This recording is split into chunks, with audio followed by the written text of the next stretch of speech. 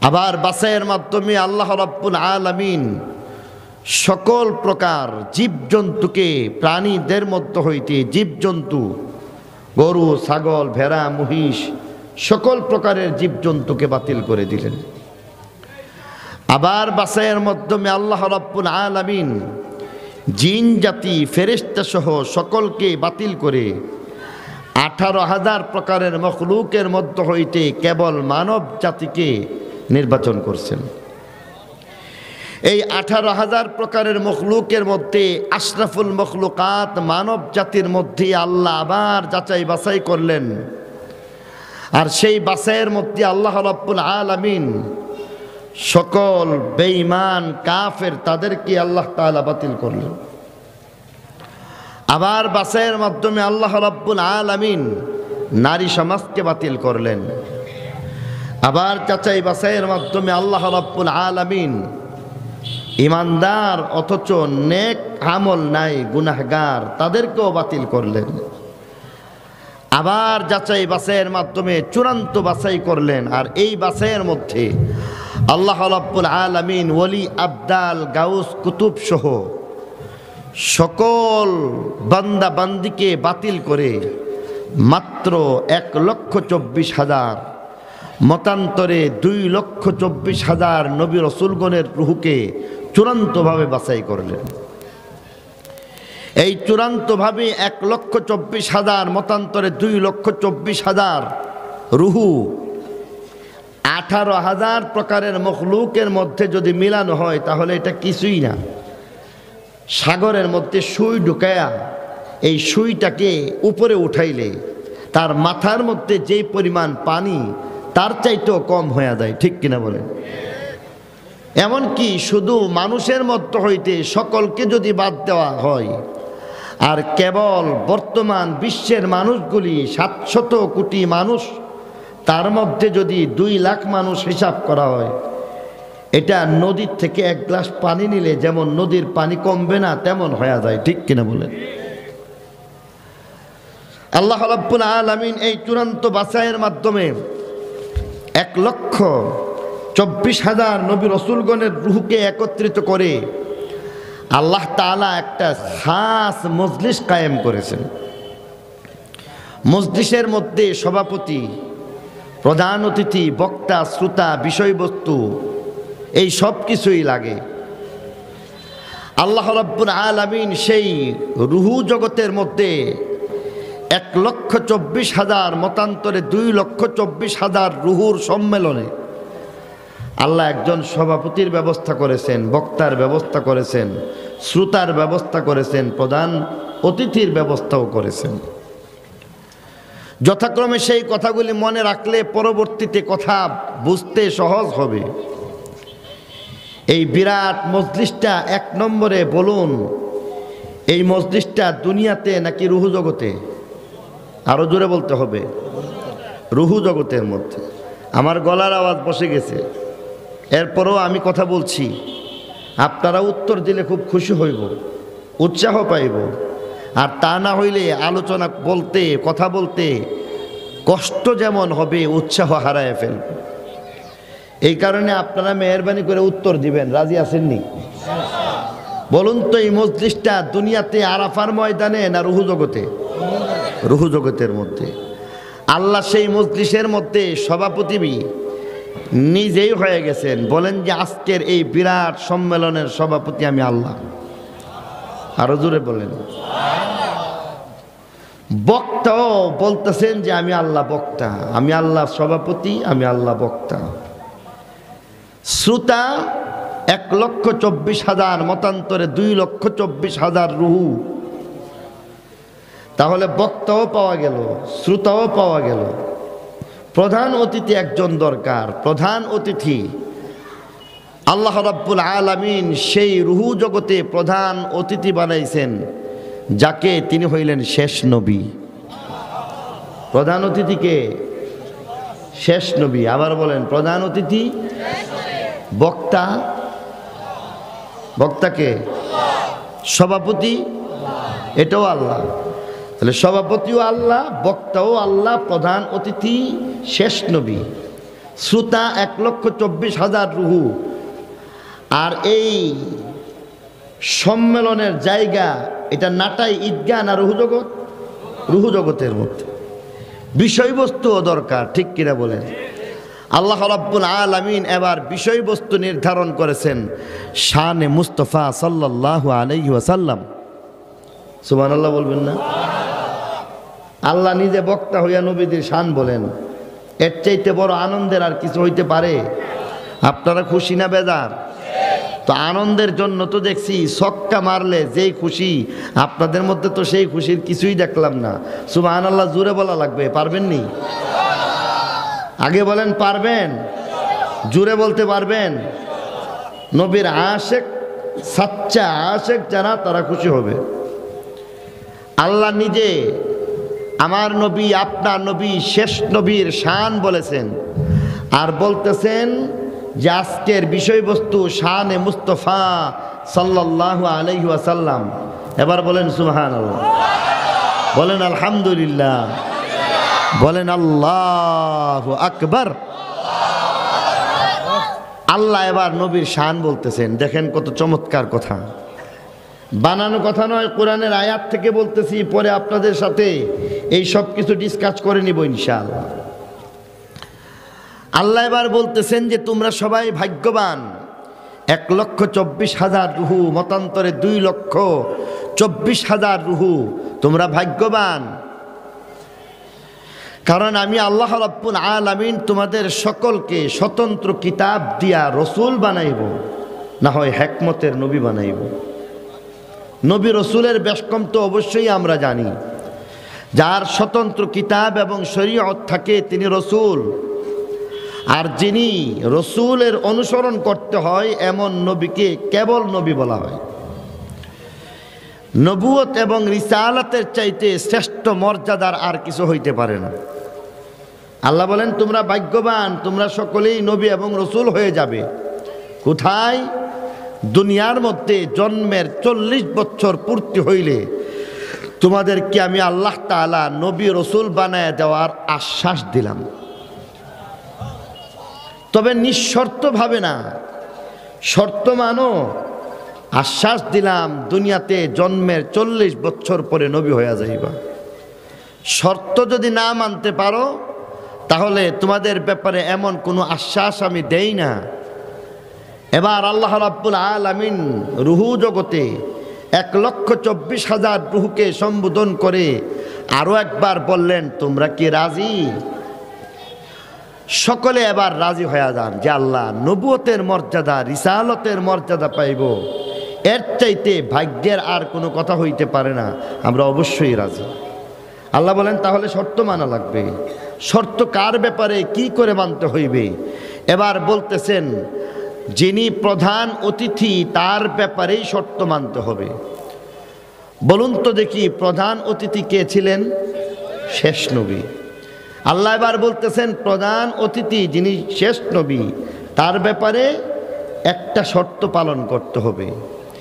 এই নবীর দুইটা গুণ বা সিফত আল্লাহ বলতেছেন। 1 নম্বর গুণ বা সিফত হইবে এমন নবীর আবির্ভাব সকল নবীদের পরে ঘটবে। দুনিয়াতে এমন নবীর আবির্ভাব সকলের আগে হবে না পরে হইবে? সকলের পরে হবে, এটা তার একটা গুণ। 2 নম্বর গুণ হইবে এই নবী যার আবির্ভাব সকলের পরে হবে তার ব্যাপারে একটা অনন্য গুণ হবে, তিনি পূর্ববর্তী সকল নবী রসুল তাদেরকে তিনি সত্যায়নকারী হবেন। অর্থাৎ পূর্ববর্তী যত নবী এবং রসুল আছেন, আদম থেকে নিয়ে হযরত ঈসা নবী পর্যন্ত সকল নবী সত্য, সকল রসুল সত্য, সকল নবীর নবুয়ত, রিসালত, শরীয়ত সত্য, সকল নবীর আসমানি কিতাব যেমন তাওরাত, জবুর, ইনজিল, ইব্রাহিমের সহিফা, মুসার সহিফা সব কিছু সত্য, এই মর্মে তিনি সত্যায়ন করবেন। তার ব্যাপারে শর্ত পালন করতে হবে এইভাবে যে উনাকে যদি তোমরা পাও তাহলে শেষ নবী যিনি সকলের পরে আসবেন তিনি তোমাদের নবী। শর্তটা কি? শেষ নবী, অন্য যারা আছেন তাদের সকলের কি হবেন? নবী হয়ে যাইবেন। অর্থাৎ আদম থেকে নিয়ে হযরত ঈসা নবী পর্যন্ত সকল নবীগণ এই শর্ত মানতে হবে যে দুনিয়ার মধ্যে শেষ নবীকে পাইলে তিনি নবী, আমরা উম্মত। এই একটা শর্ত মানতে যদি রাজি থাকো তাহলে তোমাদেরকে আশ্বাস দিলাম দুনিয়াতে নবী রসুল হয়ে যাইবা। বলুন তো দেখি, রুহ জগতের মধ্যে তাদেরকে নবী বানাইছে নাকি আশ্বাস? আশ্বাস দিছে। আশ্বাসটা কি? জন্মের 40 বছর পরে দুনিয়াতে নবী হইবেন, ঠিক কিনা বলেন? রুহ জগতে বানাইছে? বানান নাই। এই কথাগুলি পরে কাজে লাগবে। সকল নবী রসুলগণ যখন এই শর্ত মানতে রাজি হয়ে যান, আল্লাহ রাব্বুল আলামিন এবার বলতেছেন যে তাহলে 3টা ব্যবস্থা গ্রহণ করো। 1 নম্বর ব্যবস্থা, শেষ নবী তোমাদের নবী, এটা মুখে স্বীকার করো, স্বীকারোক্তি দেওয়া লাগবে। আর দ্বিতীয় ব্যবস্থা হচ্ছে যে শেষ নবীর নবুয়ত রিসালত থাকা অবস্থায় তোমাদের নবুয়ত রিসালত চলবে না মর্মে অঙ্গীকার করা লাগবে। একটা স্বীকারোক্তি দেওয়া লাগবে, দ্বিতীয়ত অঙ্গীকার করা লাগবে। ব্যবস্থা কয়টা?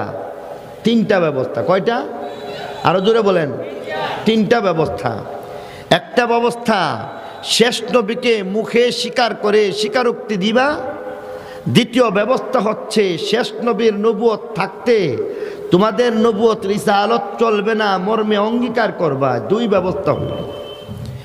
এই 2 ব্যবস্থা যদি তোমরা গ্রহণ করো তাহলে তোমাদের এই স্বীকারোক্তি আর অঙ্গীকারের সপক্ষে আবার সাক্ষ্য বানাইতে হইবে। এটা হচ্ছে 3য় ব্যবস্থা। এবার প্রথম 2টা বিষয় বুঝেন। স্বীকারোক্তি আর অঙ্গীকারের বিষয়টা একটু বোঝার চেষ্টা করি। আদালতে হাকিম সাহেব সাক্ষী তলব করছেন। হাকিম সাহেব যখন সাক্ষী তলব করেছেন তখন সাক্ষী সাথে সাথে গিয়েই সেখানে সাক্ষ্য দিতে পারে না, বরং নিয়ম নীতি আছে না নাই? অনেক নিয়ম নীতি আছে। অনেক নিয়ম নীতির মধ্যে হইতে অন্যতম একটা নিয়ম নীতি হইতেছে আমাদের অন্য কোনো নবীর নবুয়ত রিসালত চলবে না, এটা অঙ্গীকার করো। এই 2টা জিনিসের পরে তোমরা যদি স্বীকারোক্তি দিতে পারো তাহলে সাক্ষ্য লাগবে। এত বড় একটা ঘটনা সাক্ষী ছাড়া হবে না। অতএব সাক্ষী হচ্ছে তোমাদের প্রত্যেকেই শেষ নবীকে নবী হিসাবে মেনে নিয়েছো। শেষ নবীর উপস্থিতিতে তোমাদের নবুয়ত চলবে না। এর প্রত্যেকের জন্য 1,24,000, মতান্তরে 2,24,000 সাক্ষী হয়ে যাও। এটা কেমন করে? এটাও একটু বুঝি। আজকে তো মেরাজের রাত্রি। আজকের এমন রাত্রিতেই আল্লাহর রসুল আমাদের জন্য নামাজ নিয়ে আসছেন, ঠিক কিনা বলেন? এই মেরাজের শিক্ষা হলো নামাজ ছাড়া যাবে না। অতএব আজকের এই মাহফিলের একটা অঙ্গীকার হয়ে যাক, নামাজ ছাড়বো না। কে কে রাজি আছেন? সবাই রাজি ইনশাআল্লাহ? আচ্ছা বলেন তো আব্দুল্লাহ সাহেব, উনার তো হাত উঠানো লাগে না, এরপরও হাত উঠাইছে। নামাজ ছাড়বেন না ইনশাআল্লাহ? উনি যে হাত উঠাইয়া বলছেন নামাজ ছাড়বেন না, সাক্ষী 5 জন না সবাই? এই কোনায় যিনি আছেন তিনি যে হাত উঠাইছেন তার সাক্ষী সবাই কিনা? সেই কোনার মধ্যে যিনি হাত উঠাইছেন তার সাক্ষী সবাই কিনা? তাহলে বোঝা গেল এখানে যারা যারা হাত উঠাইছেন প্রত্যেকের জন্য সাক্ষী 5 জন, 10 জন, 20 জন, 100 জন না, বরং এই মজলিসে যতজন আছে সকলেই সাক্ষী, ঠিক কিনা বলে? রুহ জগতের মজলিসের মধ্যে 1,24,000 অথবা মতান্তরে 2,24,000 রুহ ছিল নাকি ছিল না? সবাই শেষ নবীকে নবী মানছেন নাকি মানেন নাই? অঙ্গীকার করছেন কিনা? শেষ নবীর নবুয়ত থাকলে আমাদের নবুয়ত চলবে না, অঙ্গীকার করছেন কিনা? সাক্ষী আদম আলাইহিস সালামের সপক্ষে মাত্র 10 জন না 1,24,000? আরো জোরে বলতে হবে। মুসা নবীর জন্য সাক্ষী কতজন? 1,24,000 নাকি কম? কতই গোনা আপনারা গুসা? তাহলে আপনারা তো একটু জবাব দিবেন। হযরত ইব্রাহিম আলাইহিস সালাম শেষ নবীকে নবী মানছেন, সাক্ষী 1,24,000 নাকি কম? হযরত ইব্রাহিম খলিলুল্লাহর সাক্ষী কম না 24,000? 1,24,000। আল্লাহ রাব্বুল আলামিন সাথে সাথে বলতেছেন আমি নিজেও সাক্ষী, সুবহানাল্লাহ। অর্থাৎ আদম, তুমি আমার শেষ নবীকে নবী হিসাবে মানছো, শেষ নবীর উপস্থিতিতে তোমাদের নবুয়ত চলবে না মর্মে অঙ্গীকার করছো। সাক্ষী 1,24,000, আমি আল্লাহও সাক্ষী। ঈসা তোমার সাক্ষী 1,24,000, মূসা তোমার সাক্ষী 1,24,000, ইব্রাহিম তোমার সাক্ষী 1,24,000, ইসমাইল তোমার সাক্ষী 1,24,000। এই সাক্ষীর ব্যবস্থার মাধ্যমে মজলিস পূর্ণ হয়ে যায়। এবার এটা কোরআন শরীফে দেখেন, আল্লাহ বলেন ওয়াইযা খাযাল্লাহু মিসাকান নাবিয়্যিনা লামা আতাইতুকুম মিন কিতাবিন ওয়া হিকমাহ। আল্লাহ বলেন স্মরণ করো যখন আল্লাহ নবীগণ থেকে অঙ্গীকার নিলেন। মিসাক, মিসাক মানে অঙ্গীকার। ওয়াইয আখাযাল্লাহু মিসাকান নাবিয়্যিনা, যখন আল্লাহ নবীগণ থেকে অঙ্গীকার নিলেন। কোথায় অঙ্গীকার নিলেন? দুনিয়াতে নাকি রূহ জগতে? কোন মর্মে অঙ্গীকার নিলেন? আমার আল্লাহ বলেন লামা আতাইতুকুম মিন কিতাবিন ওয়া হিকমাহ, আমি তোমাদেরকে কিতাব দিয়া রসুল বানাইব অথবা হিকমত দিয়া তোমাদেরকে নবী বানায় দিব। কিতাব দিয়া নবী বানাইব অথবা কিতাব দিয়া রসুল বানাইব, না হয় হিকমতের নবী বানায় দিব। এই মর্মে অঙ্গীকার নিলাম। তোমরা রাজি নাকি রাজি না বলে দাও। সবাই রাজি হয়ে যান, সবাই রাজি হয়ে যান। সবাই নবুয়তের মর্যাদা লাভ করতে চান। এবার আল্লাহ বলেন নিঃশর্ত ভাবে না, বরং শর্ত পালন করা লাগে। নিঃশর্ত না শর্ত আছে? শর্তটা কি? আমার আল্লাহ বলেন সুম্মা জাআকুম রাসূলুন, পরে এমন একজন নবীর আবির্ভাব ঘটে যেই নবী সম্পর্কে শর্ত মানতে হবে তার আবির্ভাব দুনিয়াতে আগে নাকি পরে? আরো জোরে সুম্মা জাআকুম। কোরআনের মধ্যে আমার আল্লাহ বলেন পরে তোমাদের মাঝে এমন এক নবীর আবির্ভাব ঘটে মুসাদ্দিকুল লিমা মাআকুম, যিনি সত্যায়নকারী হবেন যা তোমাদের কাছে আছে।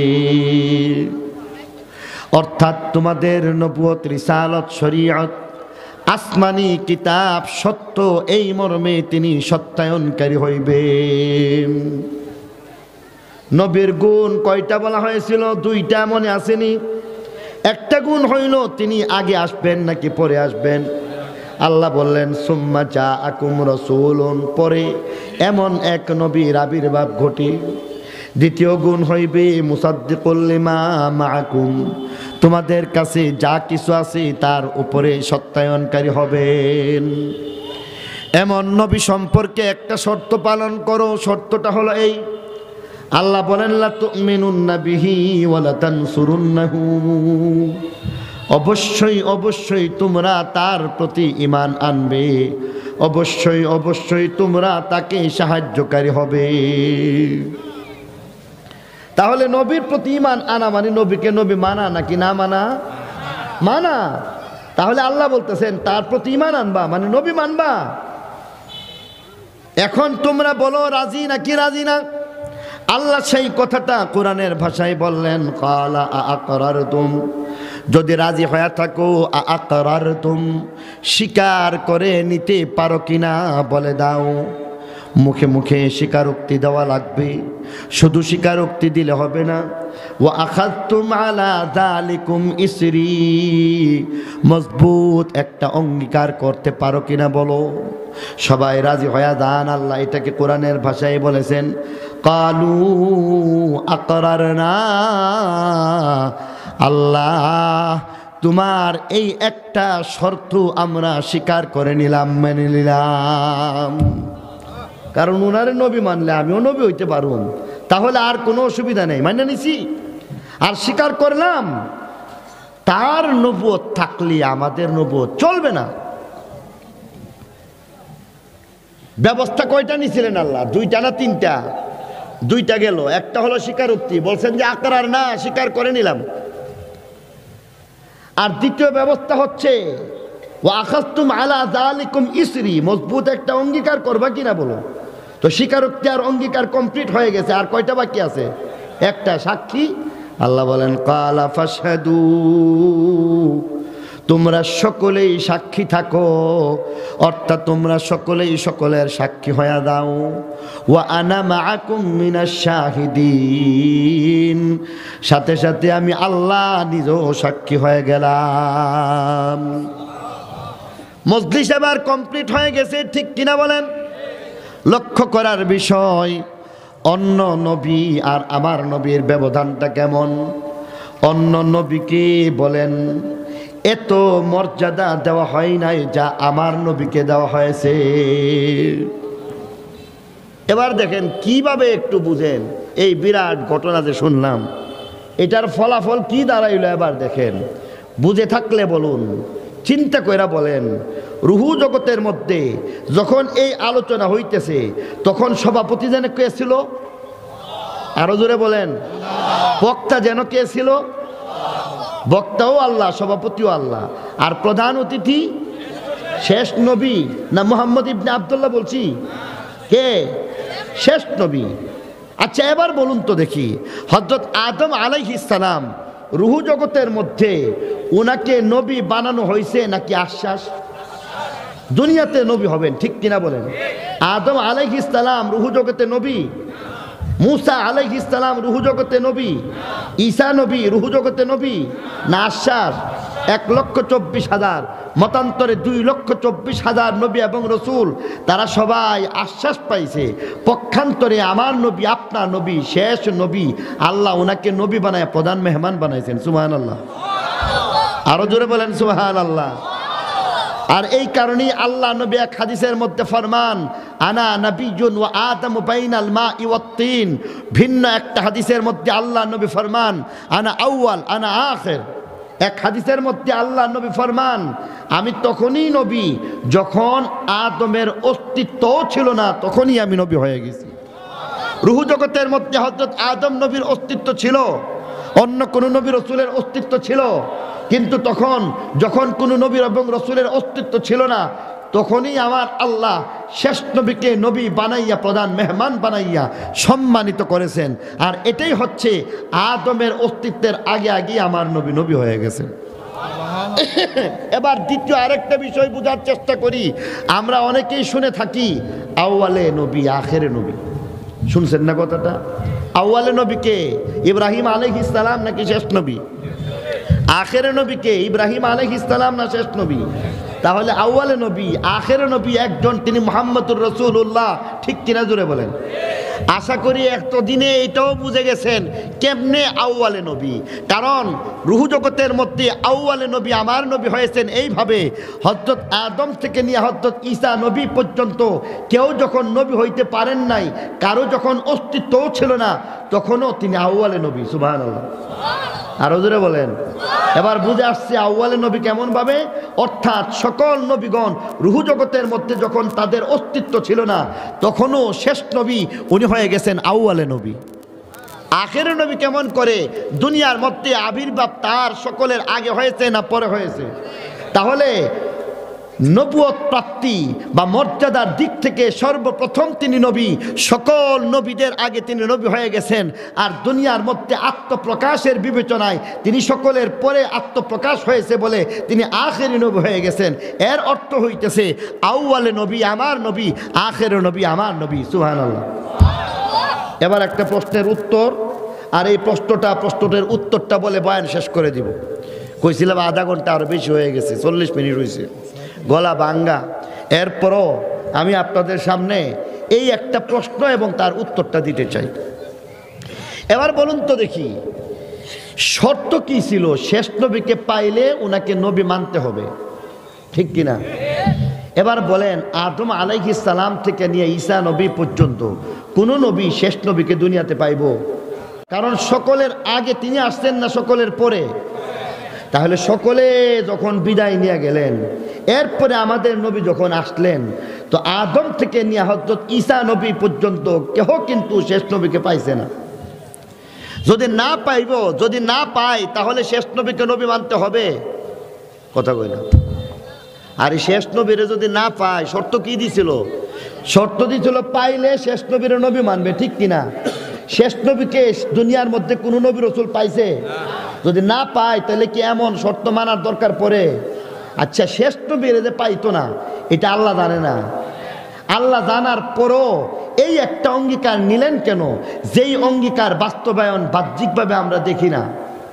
পাইতো না, নবীও মানতো না, তাহলে কে লেগে কইল যে শেষ নবীরে পাইলে তিনি তোমাদের নবী? কারণ ওনারা তো পাইছে না। পাইলে না মানতো। যেহেতু পাইবেও না আর তাকে নবীও মানা লাগে না, তাহলে আল্লাহ তাআলা এই অঙ্গীকার কেন নিলেন? বলো, শেষ নবীকে পাইলে তিনি আমার নবী। প্রশ্নটা বুঝে আসছে কি আসছে না? বাহ্যিকভাবে এই অঙ্গীকারের কোনো ফায়দা নাই, বাহ্যিকভাবে এই অঙ্গীকার বাস্তবায়নের কোনো সুযোগ নাই, কিন্তু আল্লাহ রাব্বুল আলামিন অবশ্যই দুইটা ব্যবস্থা রাখছেন। কয়টা ব্যবস্থা? একটা ব্যবস্থার নাম, একটা সরাসরি প্রতিনিধি বানাইছেন আল্লাহ। 1,24,000 নবী এবং রসুল, তার মধ্যে হইতে আল্লাহ রাব্বুল আলামিন হযরত ঈসা আলাইহিস সালামকে প্রতিনিধি বানাইছেন। এবার ইমানি আওয়াজে ইমানের একটা কথা বলবেন, এর মাধ্যমে আমাদের মধ্যে আর বেঈমান কাফেরদের মধ্যে ব্যবধান হয়ে যায়। আচ্ছা বলুন তো, হযরত ঈসা আলাইহিস সালাম বেঁচে আছেন নাকি মরে গেছেন? আরো জোরে বলতে হবে, আরো জোরে বলতে হবে। পক্ষান্তরে খ্রিস্টান, ইহুদ, নাসারা, দুশ্মন, আল্লাহর দুশ্মন, বেঈমান, কাফের, এরা মনে করে হযরত ঈসা আলাইহিস সালাম মরে গেছেন, ঠিক কিনা বলেন? তাহলে খ্রিস্টান মুসলমান না কাফের? মুসলমান অবশ্যই না। খ্রিস্টান যারা, এরা কাফের। কাফের যারা, তাদের মতামত হচ্ছে হযরত ঈসা আলাইহিস সালাম মরে গেছেন।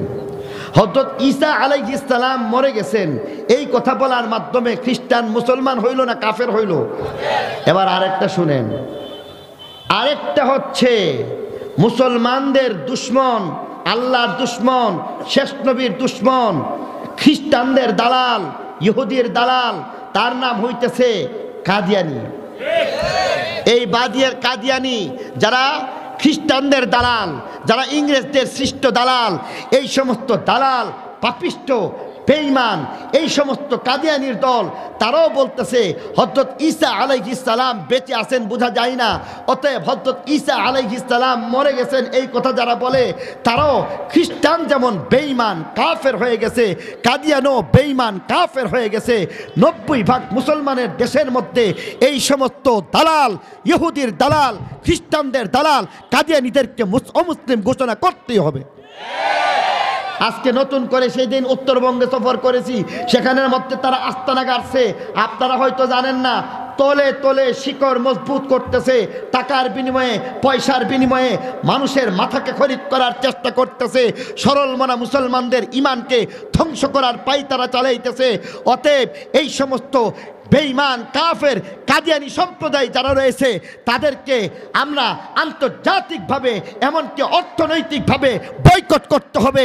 অতএব এই কাদিয়ানিদের সৃষ্ট প্রাণ কোম্পানি, আরএফএল কোম্পানি সহ যা যা আছে সব কিছুকে বয়কট করতে হবে, তবেই আমাদের ইমানি দায়িত্ব পালন হবে। রাজি আছেন কিনা বলেন? মেরে মোহতারাম দোস্ত বুজুর্গ, বলছিলাম হযরত ঈসা আলাইহিস সালাম বেঁচে আছেন না মরে গেছেন? কিয়ামতের আগে তিনি দুনিয়ার মধ্যে আসবেন।